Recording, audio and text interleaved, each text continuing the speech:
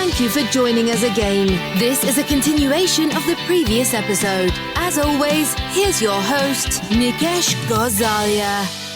While I was listening to you talk about SSP, and we've had numerous discussions around this particular topic, which is technology and use of AI. Just wanted to hear your thoughts, Duncan. How do you think it's going to pan out in our industry?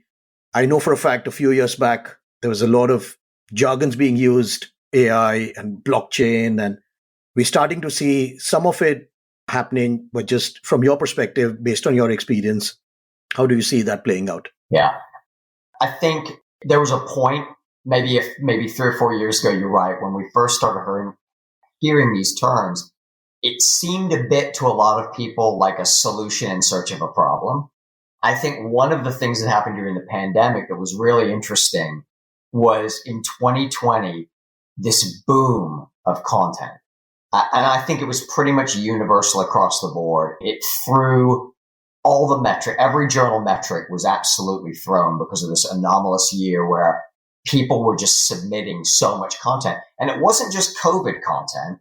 There were people who all of a sudden had an opportunity to get caught up on writing because they weren't at their research institutions physically. And so even journals that have nothing to do whatsoever with COVID saw these huge booms. At the same time, there's the underlying increasing output, especially from China and Korea and India and these markets where we're starting to see more and more submissions come every year. I think now we've got a situation where there is a problem that requires a solution.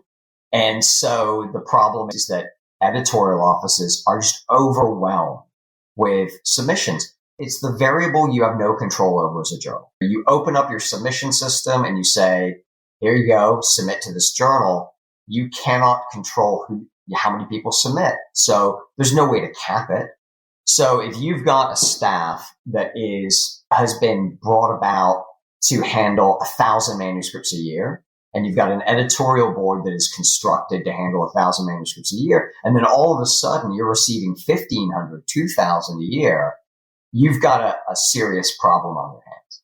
So tools that have been developed and are being used now and will be developed to handle editorial triage is huge.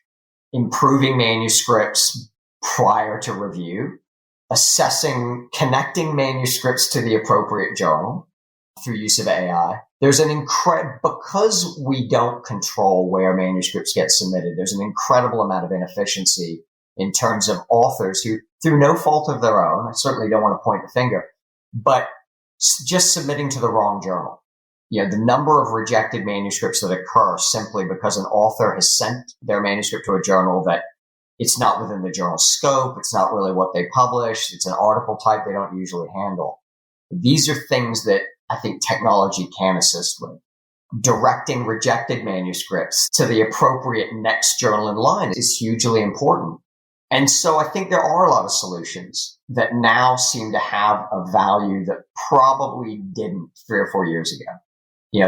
There was very little, or not very little, but I would say that the amount of journals that sort of were actively complaining about being overwhelmed by submissions was probably a third of what it is now, because there's just so much more content and tools that can handle that don't involve hiring just more and more people is going to be of enormous value to editorial offices moving forward.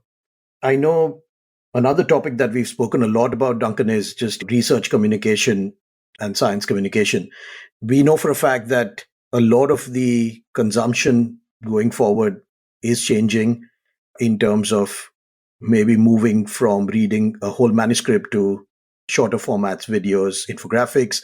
We know for a fact that there's a lot of requirements, expectations, even from funders to say, what is the real ROI on all of the research that's happening? And suddenly, I think over the last 2.5, 3 years, the importance of engagement, dissemination, communications grown a lot.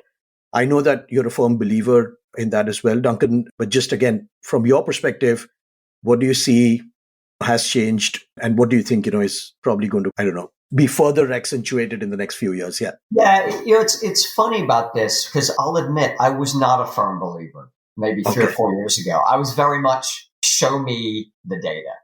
And I remember, and I won't mention the product, but I remember piloting a product 6 or 7 years ago, and it was about spreading the word through social media. And I remember at the end of the pilot just saying, great. So we spent all this money and we got 2 citations out of it. Where's the ROI, as you say? I think that I've come around on this because for the first time now, we really are seeing data that shows that citations are different for open access articles and different for articles that have been consumed in different ways. So I think as recently as 4 or 5 years ago, you could make the argument that none of this stuff makes any difference. And an article can have an altmetric score of 20,000. That doesn't necessarily mean it has any more citations. And ultimately, for most journals, citations is what's going to matter to them. I think now one of the side effects of having so much content out there is that we're constantly now trying to figure out ways to be heard through the noise. So you could say, okay, you need to be in the indexes. Well, now the indexes are full of content. Okay, well, now you need to be on Twitter. Well, now there's all these articles on Twitter. Okay, so now you have to have a video that goes with Twitter. Yeah, or now you have to be on TikTok or wherever it is. And I think there are now correlations between not just, articles receiving that kind of exposure and drawing more eyes to the journal. I think part of this is for a long time, it was very article focused. And I think now, and even journals who participated, it was mostly around content. I think the shift now is to do things that are a little more based around journal branding, which is something a lot of journals didn't have to worry about for a long time because, as I kind of mentioned before, if you're the journal of blank, then you don't really have to advertise yourself. You're going to be in every reference list and every editorial board member is going to be well known and this kind of thing. You have an advantage. I'm not sure that exists to the same extent anymore. So all of these other things that are now available to journals, I think are important, not just for promoting individual articles, but have become a lot more important in establishing a brand. I'm not sure to what degree there's brand loyalty in publishing, but I do think that there's something to be said for, look, if I'm an author and I'm writing a paper and I'm already thinking about the 3 or 4 places that I'm going to submit that article, you want your journal to be in that list of 3 or 4. And I think engaging in social media, especially for up and coming researchers who are so much more active in those venues than the old guard, let's say, that's going to have some significance to it, and it's something that I think we're always looking for to draw these correlations, but I only imagine those correlations will get stronger as the years go on. Absolutely. Yeah. So very interesting comments. And I think that's something that I've heard over the last 12 to 18 months as well. And it's starting to change to some extent, Duncan, where a lot of conversations early on would be around, okay, this is probably nice to have. And just building on that, one question for you, just based on your experience, your perspective, what do you think could lead to a tipping point where we start saying, okay, this is probably a must-have? Yeah. Maybe I've assumed a few things here. Do you think we can reach a stage where it can move from nice to have to a must-have? And if so, what could trigger that? I think ultimately for most editors, if you can show them that Group A got more citations per article than Group B, and the variable was this implementation of it. And I think, as I say, and I think there's some debate about this, but just anecdotally, from my perspective, I did some analysis of the 2020 impact factors across the Wolters Kluwer portfolio. It was the first time that I'd run that data where there was a clear citation advantage to open access articles, not for open access journals over non-open access journals, but within the same journal who had a hybrid journal that offers both options, right? That there was a clear citation advantage for articles within that journal that were open access over subscription articles that were behind a paywall. And that was the first time I'd seen that universally across the board. Every journal I looked at that was hybrid, the open access articles had more citations. That's the argument that no editor is going to ignore. So the next thing would be, okay, so the variable there was open access. The next variable is, okay, what are the articles that received formalized Twitter promotion?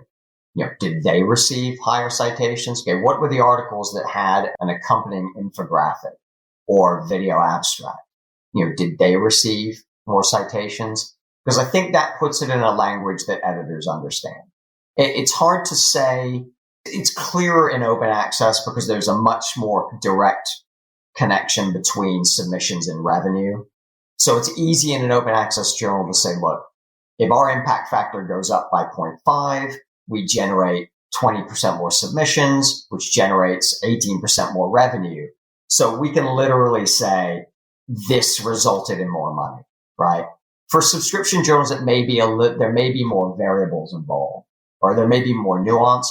But I think when you can start drawing those direct correlations between promotional activity on an article and citation activity down the road, then you're speaking to something that editors can clearly understand. That'll be the tipping point. I think Absolutely. The tipping point with OA is probably getting there. And it's a hard thing to track. The other part of this too that makes it difficult is that an article gets published and it immediately is receiving social media, attention. It's immediately getting an altmetric score, but it's not going to get citations for a minimum, let's say realistically, of 6 to 9 months before it even sees a single citation. It's not going to see the bulk of its citations for 12 to 18 months. So there's a big delay there between those two activities. So it takes some patience to be able to make those correlations. Absolutely. Very interesting.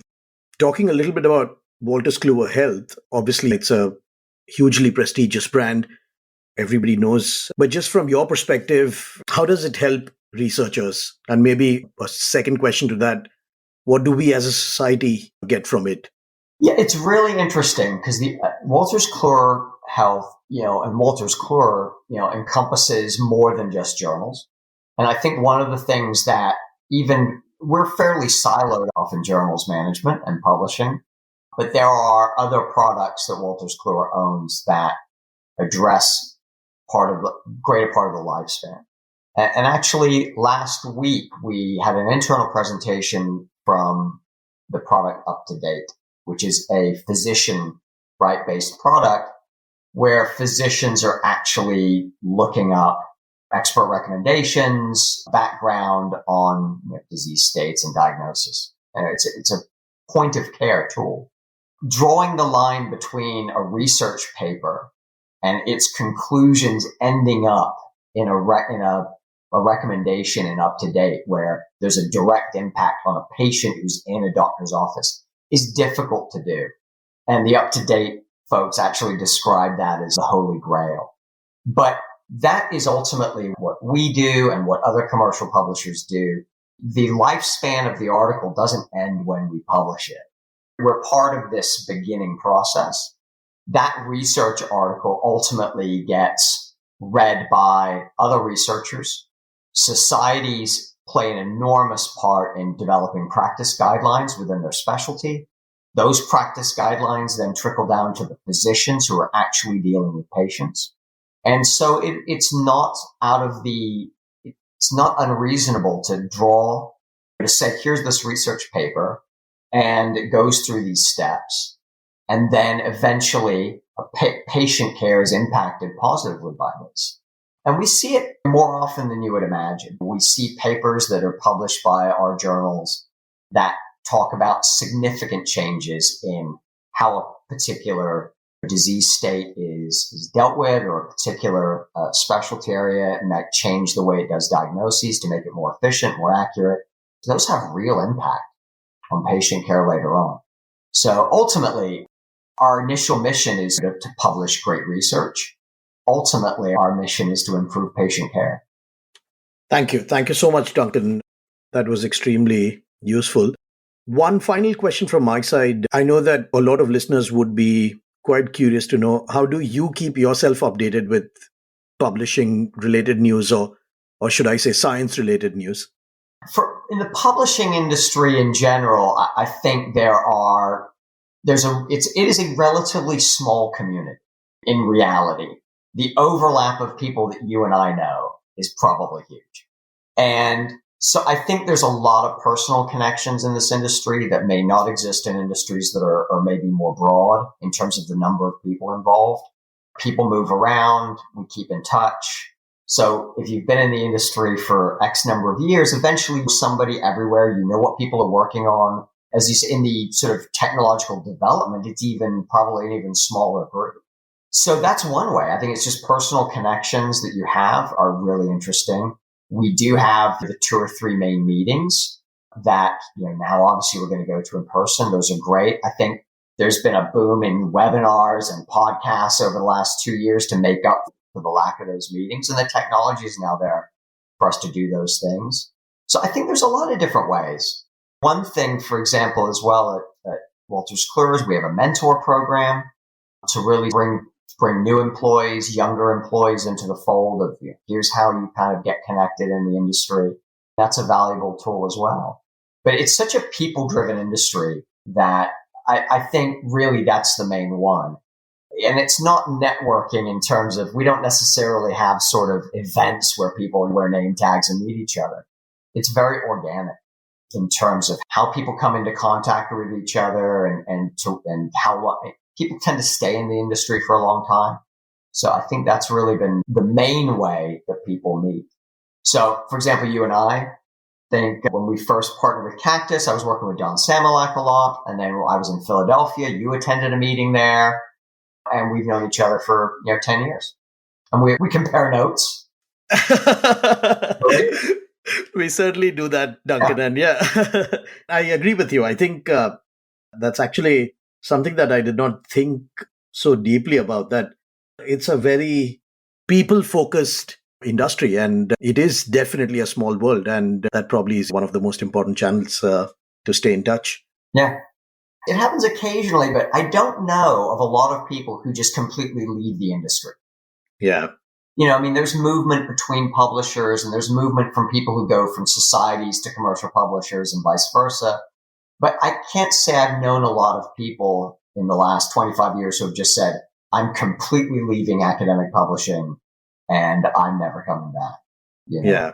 So that's a quirk of the industry as well. Yeah. No, I agree with you, Duncan. I think even with the last 12 months of great resignation, but at the same time, the job market being really hot, I think mostly I see people moving within the industry, but quite very few folks who've moved out. Yeah. So you're right about that. So brilliant. Thank you so much, Duncan. I think this was fascinating as always. And if I were to share a few insights just as a summary of our discussion, I know that you spoke about the importance of smarter processes, things like triage, desk rejects, the importance of peer review, of course. And even in the general context, it's very important, but especially in medical publishing, I think it becomes all the more critical, especially because it has a patient impact. We spoke about technology, and it's interesting. You mentioned maybe 4 or 5 years back, things were a little difficult, a little fuzzy, a lot of jargon being used. But now some of the technology solutions clearly has value in a few areas. We spoke about research, communication, research promotion, and I think you rightly pointed out that the tipping point will happen when there's a more direct correlation between the promotional activities and the kind of change in citation, the growth in citation that we would see. And finally, we just spoke about Wolters Kluwer Health and the kind of impact that the group's having. It's not just getting papers published, but a lot of activities that happen actually after that. But yeah, as always, really great to talk to you, Duncan. And we literally can go on and on. Yeah, I could go on for another hour about this. I know. We can literally go on for an hour, and then we can, probably switch gears, talk about football and so many other things as well, as we always do. I don't want to talk about it. Yeah, probably, we'll save it for some other day. Yeah, that was great. I appreciate the opportunity. Thanks a lot. Always good to talk to you, and I'm looking forward to running into you and having a drink in Chicago. Likewise, Duncan. Thank you everyone for joining us. You can subscribe to this podcast on all major podcast platforms. Stay tuned for our next episode. All Things SciComm is brought to you by Science Talks, a science media channel that aims to make science accessible to all. We publish articles, videos, podcasts, and magazines. To read a transcript of this episode or watch it on YouTube, visit sciencetalks.org. Also, write to us with your views, questions, and guest recommendations at contact@sciencetalks.org. Science Talks, bringing science to you.